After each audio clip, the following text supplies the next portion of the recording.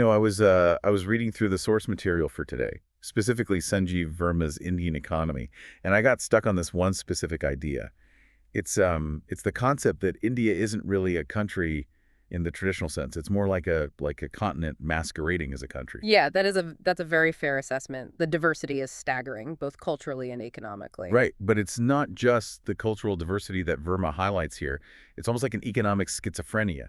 We seem to have two completely different realities existing in the exact same geographic space, like parallel dimensions. On one side, you have the India that the global media absolutely loves, the new India. Right. The land of unicorns and Bangalore tech hubs. Exactly. The space missions to the moon, the stock market that just keeps hitting record highs. It's the emerging superpower narrative. That is the shiny exterior, definitely. It's the India that shows up at Davos. Yeah, exactly. But then Verma kind of throws a bucket of ice water on that whole image. He peels back the layer and shows us real India.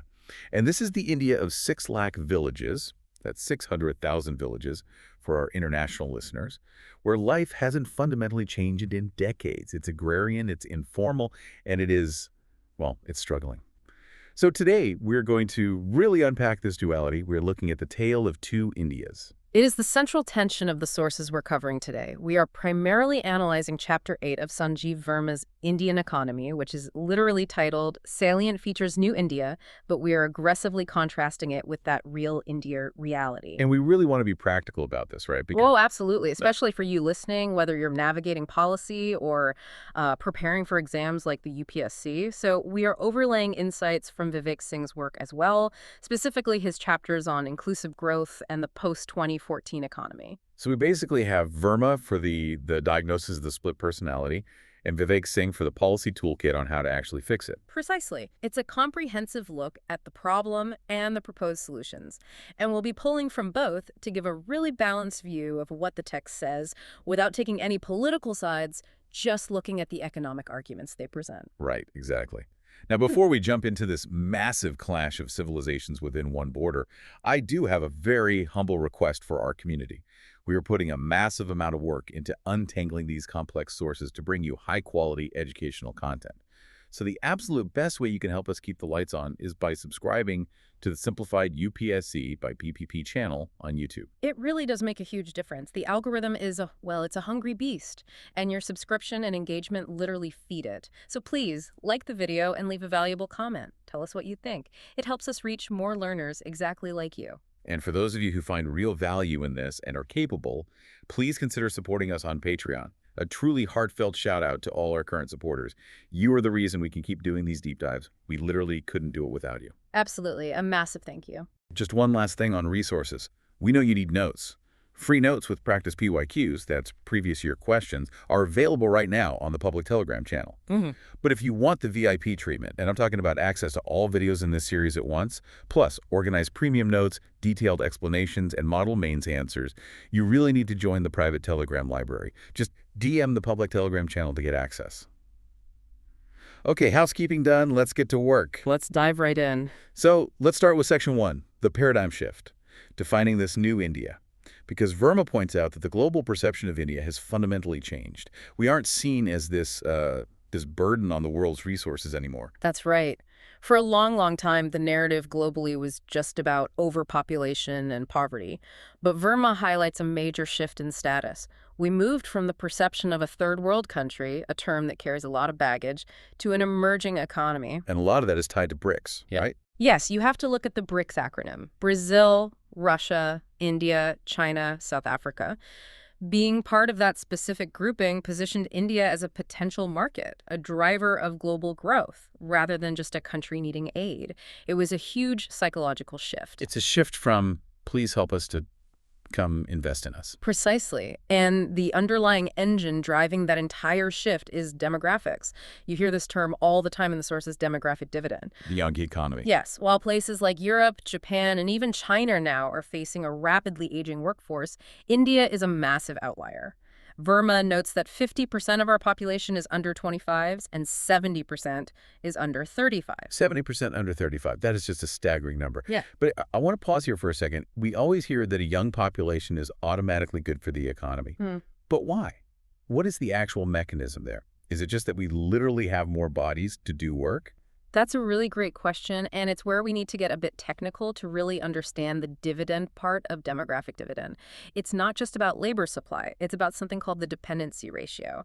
Okay, break that down for us. Let's imagine a single household. If you have two parents working and they have three young children and two elderly grandparents to support, your ability to save money is incredibly low. Right, because you're spending everything on food, schooling, and healthcare. Exactly. That's a high dependency ratio. Many dependents, few earners. But if we fast forward and those three children grow up and start working, and let's say the grandparents haven't hit the critical care stage yet, suddenly you have 5 people working in that house and very few dependents. So the total household income goes way up, but the basic expenses relative to that income might actually go down. You've got it.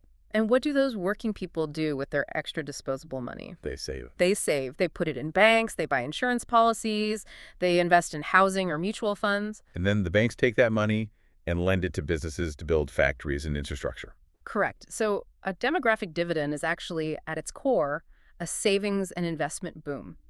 A young working population creates a surplus of capital that fuels national growth. That is the engine. It's not just warm bodies and factories. It's the massive capital formation that comes from having a low dependency ratio. That makes so much more sense than just having a lot of youth. But, and this is where the expert analysis really comes in, this is a double-edged sword, isn't it? Vivek Singh discusses this in detail as well. A young population is an asset, a true dividend, only if they are actually productive. Right. Let's go back to that household we just described. If those 3 young adults are unemployed, they are still consuming resources, they still need food and shelter, but they aren't producing or saving. In that scenario, the dividend quickly becomes a demographic nightmare. It's the difference between an army of productive workers and an army of, well, angry, unemployed youth. Exactly. If we fail to skill them or create jobs for them, we don't get the investment boom. We get social unrest. So New India is built entirely on the promise of this youth, but it's a desperate race against time. We essentially have to get rich before we get old. That really puts a ticking clock on the whole conversation. Now, moving on, another pillar Verma mentions for New India is the shift to a market economy. This is the transition from the government deciding the price of practically everything to the market deciding. We move to what economists call efficient pricing. Supply and demand set the rate, not a bureaucrat. But is it a total American-style free market? No, not at all. And Verma is very careful to note the exceptions here. We still have the minimum support price, or MSP, for grains, which is a massive government intervention in the agriculture market. We also have administered prices for some petrogoods and fertilizers. So it's a market economy, but with very significant government guardrails in politically sensitive sectors. Yes, a mixed approach. And the final pillar of this New India definition in the text is knowledge economy. Right, this is India projecting itself not just as a factory floor for the world, but as a lab. Global knowledge hubs, IT, R&D centers. The establishment of the Knowledge Commission was a clear signal that India wants to move up the global value chain. The idea is we don't just want to assemble the smartphone, we want to write the software for it. So that's the glossy brochure. Young, market-driven, tech-savvy. But a country doesn't just run on vibes and brochures. You need actual policies to manage this transition. And this brings us to Section 2, the government's toolkit. This is where we see the new philosophies for a new India, as the text puts it. Post-2014, both Verma and Singh note a distinct shift in the policy framework. The government moved from attempting incremental change to aiming for structural transformation. Let's break down the big slogans we see on billboards everywhere. Let's start with Skill India. This ties directly back to that demographic nightmare scenario we just discussed. It does perfectly. The objective launch back in 2015 was massive. They aimed at training over 40 crore people by 2022. 40 crore. Again, for our international listeners, that is 400 million people. That is significantly more than the entire population of the United States. It is an immense, almost unprecedented logistical challenge. But the logic is simple. If the youth aren't skilled, the demographic dividend is a liability. So initiatives like the Pradhan Mantri Kaushal Vikas Yojana, or PMKVY, were rolled out to standardize and certify skills across the board. What does that actually mean on the ground, standardize? Well, think about a local carpenter in a village. He might be an absolute genius with wood, but he learned from his uncle. He has no paper, no formal certification, To a modern formal employer or a bank looking to give a loan, he is technically unskilled. Skill India attempts to test him, certify him, and give him a document that says, yes, this person is a recognized level 4 carpenter. Ah, so it bridges the gap between the informal training and the formal economy. Exactly. It's about recognized employability, not just formal education. That makes total sense. Now let's talk about Startup India and Stand-Up India. I feel like people mix these up constantly just because they rhyme. They do sound similar, but the target audience for each is completely different. Startup India is about fostering high-growth, modern entrepreneurship. It's for the techie in Bangalore launching a sauce app. It's about tax holidays, innovation hubs, and creating job creators instead of just job seekers. Okay, so that's the elite, high-tech, global competitiveness play. What is Stand-Up India then? That is the social justice and financial inclusion play. It specifically targets the historically marginalized.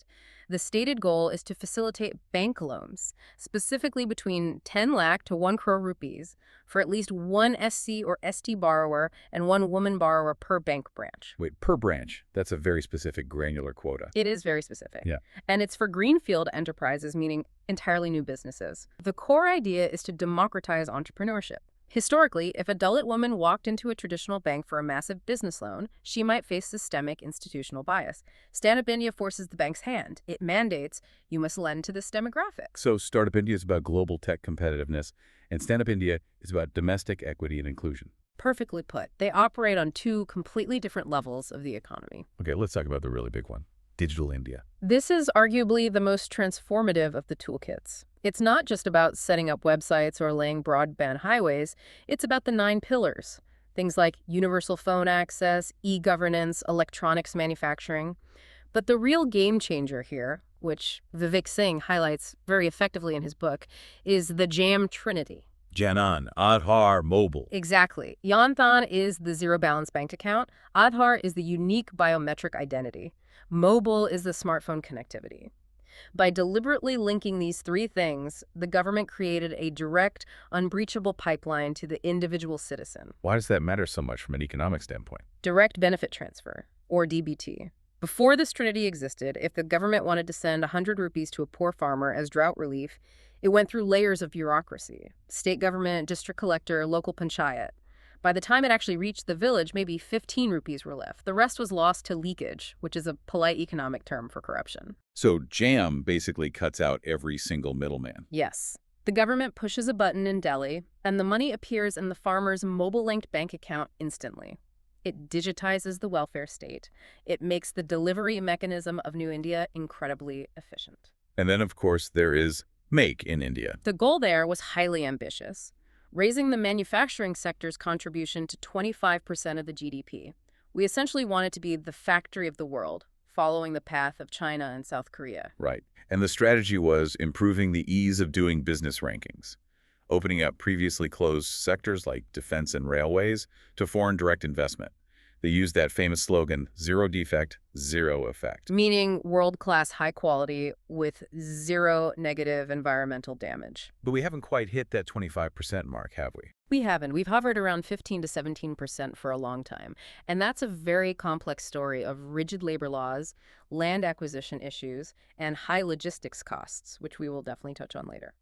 But Vivek Singh also strongly connects this Make in India push to the newer concept of Atmanirbhar Bharat, or Self-Reliant India. Now, I've heard some critics say Atmanirbhar Bharat is just old-school 1970s protectionism rebranded. Is it? Vivek Singh clarifies this beautifully. He emphasizes that the government defines it very differently from past protectionism. It's not about closing our doors to the world. It's not about economic isolation or import substitution where we try to make everything ourselves poorly. It's about being an integral part of the global supply chain, but from a position of strength. It's about resilience then. Exactly. The COVID-19 pandemic taught us a brutal lesson. If you rely entirely on China for your active pharmaceutical ingredients, you are incredibly vulnerable. Atmanirbhar Bharat's 5 pillars, economy, infrastructure, system, demography, and demand, are all about building robust domestic capacity so you aren't held hostage by global supply chain disruptions.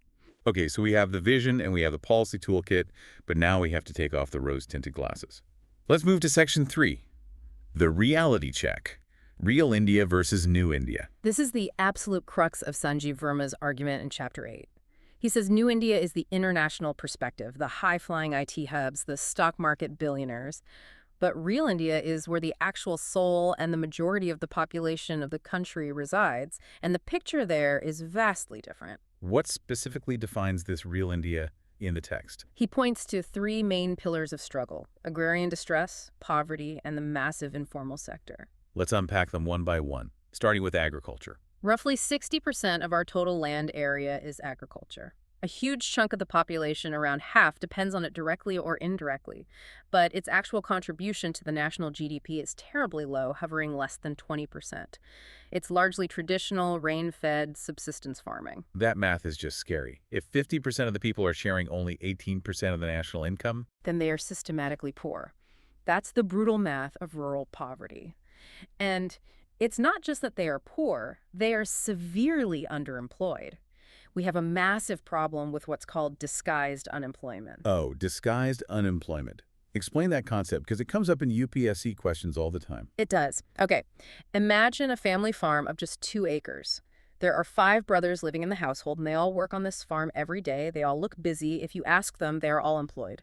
But if 3 of those brothers suddenly left and went to work in a factory in the city, the remaining 2 brothers could still produce the exact same amount of wheat on those 2 acres. Because the land has a maximum yield regardless of how many people stand on it. Precisely. Those extra 3 brothers add 0 marginal productivity to the farm.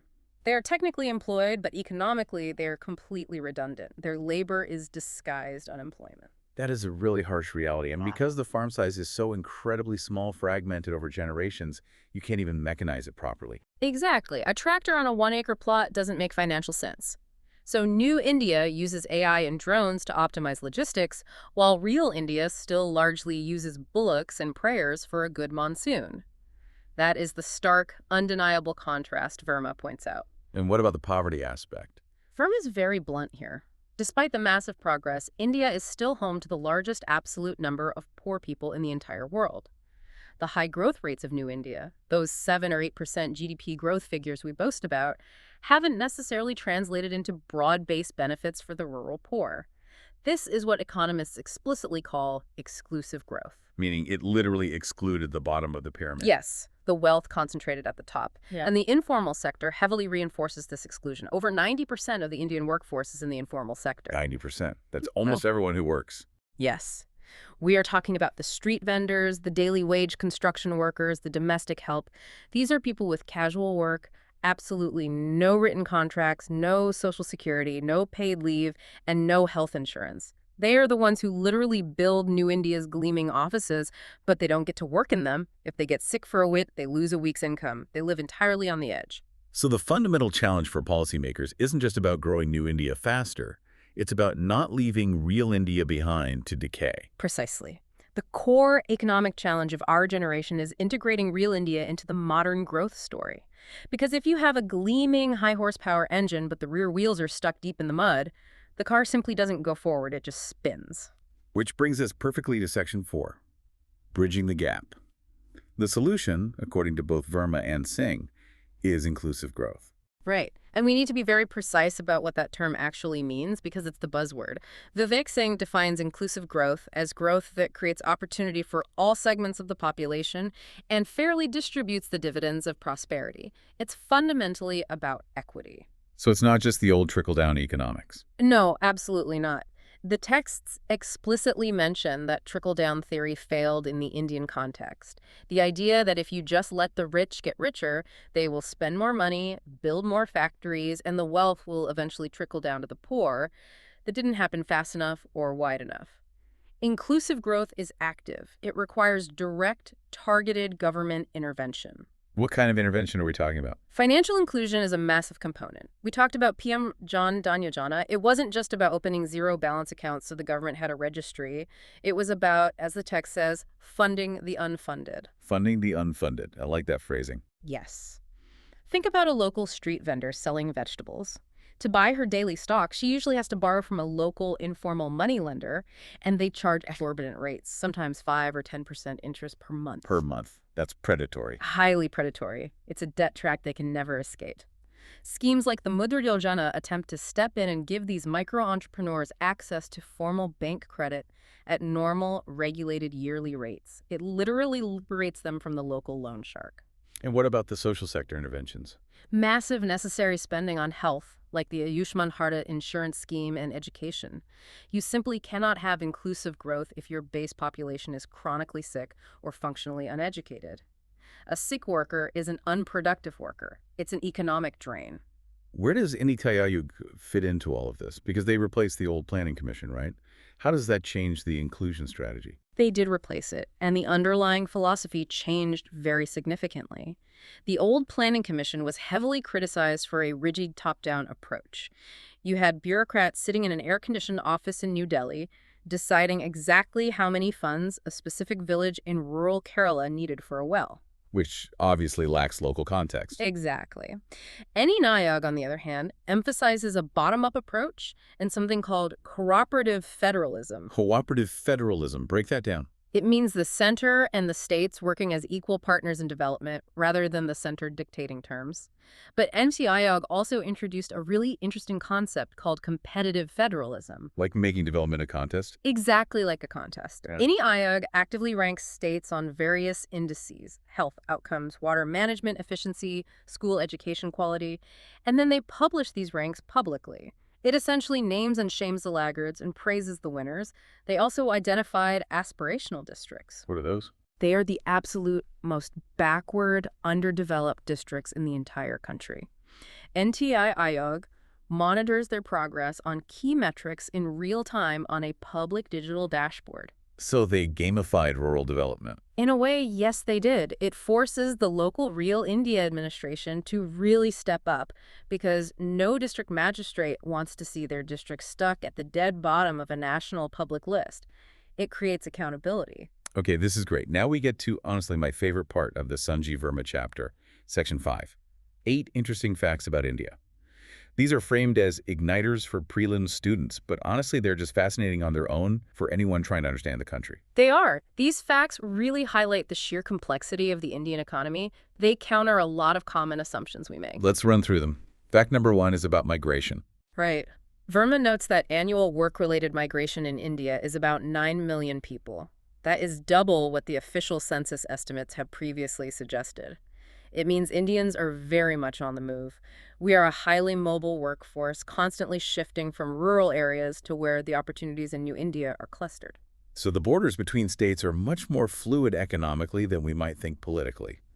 Fact number 2 is biometric potential. This refers to the massive saturation of Aadhaar. It's not just an ID card anymore. It's the digital backbone of the modern welfare state. As we discussed, it's what allows that entire jam Trinity to function without fraud. Fact number 3, the tax base. This one always shocks me when I read it. It is genuinely shocking. India has only about 7 taxpayers for every 100 voters. Only 7 out of 100. Yes. Compared to our G20 peers, that is an incredibly low ratio. It implies a massive, urgent need to widen the tax base. You see, New India creates immense corporate wealth, but Real India and the massive informal sector mostly stay completely outside the direct tax net. Furthermore, agricultural income is largely untaxed in India. This severely limits the government's total revenue and its ability to spend on big infrastructure. Fact number 4, the demographic dividend peak. This is crucial because it's not happening everywhere at the exact same time. No, it's highly staggered. And this is a very crucial nuance for UPSC aspirants. Peninsular states, the southern states like Kerala and Tamil Nadu, will hit their demographic peak much sooner and will actually start aging soon. Meanwhile, the hinterland states like Bihar, UP, Madhya Pradesh will peak much later. So we have a bizarre situation where the South might soon be looking like Europe aging populations needing young labor, while the North is looking like a booming young India. Exactly. This creates a natural, unavoidable economic pull for mass migration from the north to the south over the next few decades, which obviously has huge political and cultural implications for the country. Fact number 5, trade openness. This one counters the popular notion that India is inherently protectionist. Verma points out that if you actually look at the ratio of trade to GDP, India trades more than China does. We are deeply, fundamentally integrated into the world economy, despite what the Atmanirbhar slogan might imply to a casual observer. Fact number 6, divergence. This is the really worrying one for policymakers. Spatial dispersion in income is steadily rising. Now, in the US or China, over time, poorer regions historically tended to catch up to richer ones. That's a concept called economic convergence. But in India, we are seeing divergence. Rich states are actively getting richer, and poor states are lagging further behind. So the economic gap between, say, Maharashtra and Bihar is actually growing, not shrinking. Yes. Private investment naturally chases good infrastructure. It goes where the roads, ports, and power supply are already good. So the new India states get all the new money, and the real India states get left behind in a vicious cycle. Fact number 7, property tax. Major IT cities like Bengaluru or Jaipur collect only somewhere between 5 to 20% of their actual potential property tax. It's a huge, completely untapped revenue source. We all want smart cities with great roads, but municipal bodies simply aren't collecting the local rent required to pay for them. And finally, fact number 8, Indian railways. The absolute lifeline of the nation. But economically, it has a massive structural quirk. Passenger fares are heavily cross-subsidized by freight fares. What does that mean in plain English for the average person? It means your third class or sleeper train ticket is kept artificially very cheap by the government because private companies are paying artificially high rates to move their coal, steel, and cement on the exact same network. Why is that an economic problem? Because it makes our industrial freight incredibly expensive compared to manufacturing rivals like China or the USA. High logistics costs directly hurt the Make in India initiative.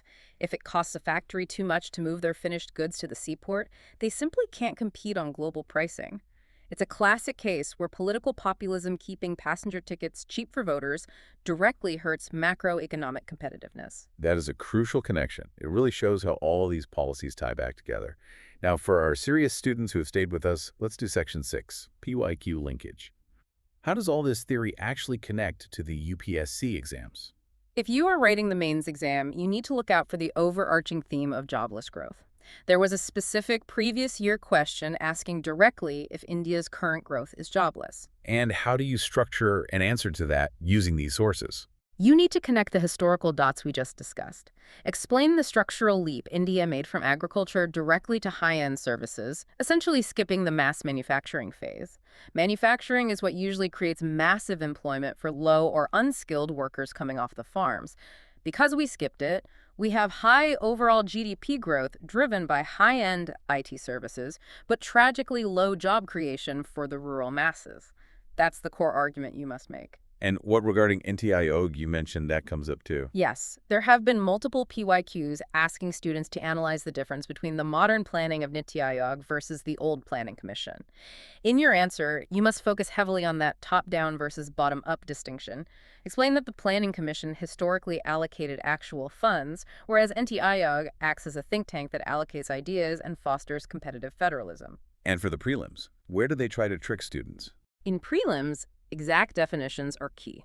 You will see questions testing your precise understanding of inclusive growth versus just high growth. Also, specific scheme details are prime trap territory. For instance, with Standup India, remember the exact mandated beneficiaries, SC, ST, and women entrepreneurs for greenfield projects. Those specific details are exactly where the examiner tries to catch you. And remember the broad parameters of the ease of doing business rankings. Even if the World Bank report is currently discontinued, the fundamental concepts remain entirely relevant in the syllabus. That is incredible insight. So let's try to wrap this massive topic up. To summarize the entire discussion, we are currently living in a state of deep economic tension. We have the highly aspirational New India, which is digital, globally integrated, and market-driven. And we have the grounding reality of Real India, which remains agrarian, informal, and heavily struggling with basic poverty. And the path forward clearly isn't to just blindly choose one over the other. No, the only sustainable path is inclusive growth. It's about merging these two distinct realities so that the woman working in the village has the exact same financial access and secure digital identity as the software techie working in the city. Here's a final, rather provocative thought for you to mull over as we end. As Sanjeev Verma essentially asks in his book, is the bright shine of New India actually blinding us to the deep structural problems of Real India? Can India truly become a global superpower without completely overhauling its agrarian heart and formalizing its massive labor force? Or are we just building a beautiful glass skyscraper on a foundation of mud? That really is the defining economic question of this decade. Think about it. Do some of your own research. And while you're thinking, please remember to subscribe to the Simplified UPSC by PBP YouTube channel. It is absolutely the best way to support this content so we can keep making it. And don't forget to join the public Telegram for your free notes. But again, if you want the premium experience with organized notes, model mains answers, and the full ad-free video series, DM the channel to join the private library. It's highly recommended. And a massive final thank you to our Patreon supporters. You guys are amazing. You keep us going. Thank you so much for listening. See you in the next deep dive. Stay curious.